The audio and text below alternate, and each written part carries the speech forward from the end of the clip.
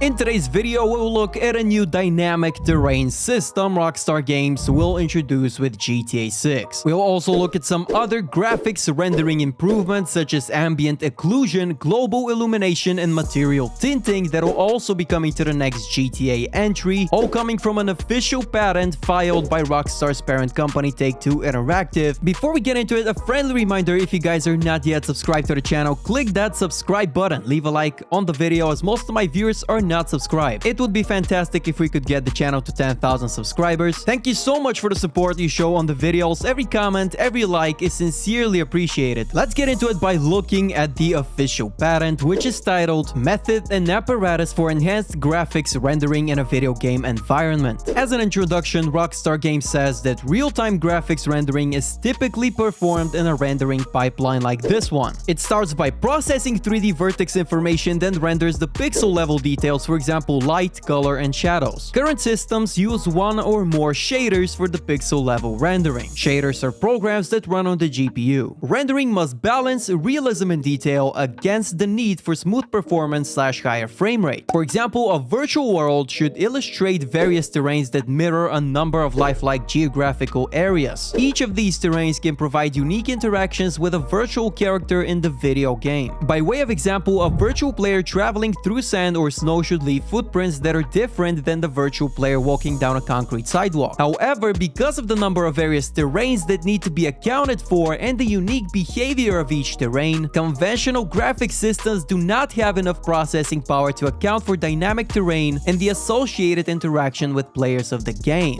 Therefore, Rockstar Games has created a shader system to render different types of terrain with high realism efficiently. And here's a look at the system. The world level map that you can see on the bottom right defines all the different dynamic terrains. For example, muddy, sandy, grassy, hard ground, snowy, etc. Here's an example of a world level map with the different terrains. And here's a look at the different dynamic terrain areas within the game world. Red Dead Redemption 2 is used as an example. This world level map will determine the terrain the player or the NPCs are interacting with essentially and generate a trail map. A trail map is basically all the marks that are left by the characters, vehicles, other objects, explosions, etc. For example, how the snow has been deformed by this NPC in this image. Different shaders of the shader system are used for different terrain types and with different trail map types. For example, basic terrains do not require special shaders, while shallow mud terrains can advantageously benefit from a parallax surface shader to efficiently show ruts and tracks in the terrain with a high detail trail map. As an additional example, deep mud terrain may use a tessellation surface shader to model the ruts and tracks in the mud. You may know how in Red Dead Redemption 2 you can leave footprints in the snow, in the mud, and they all look realistic. As Rockstar described, there are two shaders that are used, parallax maps and tessellation. Well, an illusion of high-level deformation where footprints are on the surface of the terrain is created, while in reality the surface is warped and not actually deformed. There's no polygon movement. That same technique will be used in GTA 6 to add an extra layer of realism, and it'll make a huge difference with explosions, when shooting RPGs at the ground, when walking through the mud, when driving vehicles through the mud. They will now leave different tracks depending on the terrain. RPGs will leave craters on the ground. Everything will be so much more interactive, it'll actually feel like you're impacting the world in real time. In reality, it'll all be an illusion, but it'll look realistic, similar to the snow in Red Dead Redemption 2. Here's a very clear and concise description of the entire graphics rendering patent. This covers the dynamic terrain we just discussed, the ambient occlusion, global illumination, and material tinting, which are all new features that'll come to GTA 6. Rockstar has invented and patented new graphics rendering systems, which aims to fix some of the problems of traditional graphics rendering systems to make graphics rendering more efficient, thus improving performance and allowing for better, more realistic, and more immersive visuals. Dynamic terrain system. This is a system that records and creates trail maps which make it possible that terrains can be visually deformed when being interacted with in various ways. Players, NPCs, vehicles, objects, and explosions can affect the terrain. For example, leaving footprints or vehicle tracks in sand, which can be seen in action in Trailer 1. Explosions will leave craters in the terrain as well. It's also possible for certain changes to the terrain to disappear over time. For example, footprints and tracks in mud disappearing after some time, since the viscosity of mud makes it return to its normal normal state after some time. There are different types of terrains, for example muddy, sandy, hard ground, grassy, or snow terrain. Each type of terrain will react differently. A sandy terrain will be more easily deformed than a grassy terrain, for example.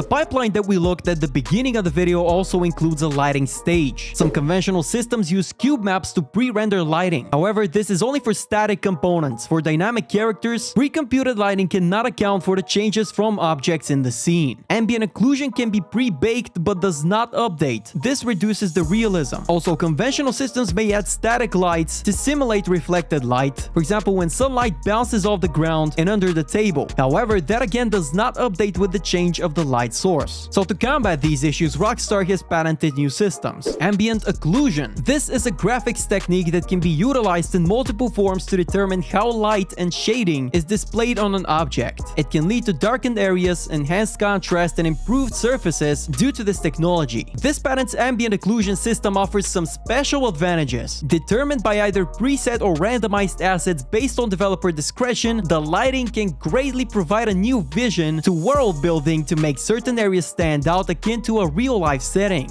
Global illumination. Global illumination is a graphics rendering technique that models how light is bounced off of surfaces onto other surfaces. Indirect light. Rather than being limited to just the light that hits a surface directly from a light source. Direct light. Rockstar's system detailed in this patent uses a bounce map that is projected in top-down fashion to determine reflected light off of the ground. This bounce map is then converted into a texture that provides an approximation for the expected bounce back of light. This simulates the effect that would be achieved rendering the multiple passes of lighting to account for the natural bounce reflections. The bounce map can then be integrated into the lighting pipeline. During this, a technique is used to determine the area that needs this extra pass for each frame. This way, only the visible and required area is rendered with this technique, thus making it very efficient and less performance intensive. Overall, this provides many of the benefits of ray tracing without the computational expense. Ray-traced global illumination will probably still be in the game. For example, we'll see a prison clip in trailer 1. This special system is just a way to render large-scale global illumination efficiently. And here's the last issue with conventional systems Rockstar has fixed with this patent. Finally, as another example, to develop a rich and engaging game world, it is advantageous to populate the world with variations of similar objects. In other words, you do not want every simulated person, cow, gun, car, cart, ship, or animal generated in the game to look the same, because the 3D model for many of these objects would be identical. Variations was traditionally accomplished by creating different texture files to paint a different look on the object. For example, two variants of a cow model could be created, one with a texture to create a brown cow and the other with a texture to create a black cow. These prior art systems created the desired variety at a cost of artist time, computer memory, and resources to maintain a multitude of different hand-authored variants for each in-game object. To combat this, Rockstar is introducing material tinting. Red Dead Redemption 2 had a system which could tint the color of clothes to create far more variations on NPCs. This new patent is an evolution of that system and allows for creating several in-game object variants from a single model. It can not only modify an object's colors, but other material properties such as metalness, lighting parameters, or add additional layers to it such as mud, snow, or dust as well. So you can just imagine the level of customization that will be in this game. That summarizes the official patent for graphics rendering. It becomes clear that Rockstar has upgraded many of Red Dead Redemption 2 systems. Leave your thoughts on everything we discussed in today's video in the comments down below. If you enjoyed the video, a thumbs up would be appreciated. Subscribe to the channel for more GTA 6 videos just like this one. Join the Discord from the link in the description. Thank you for watching, and I'll catch you guys in the next video.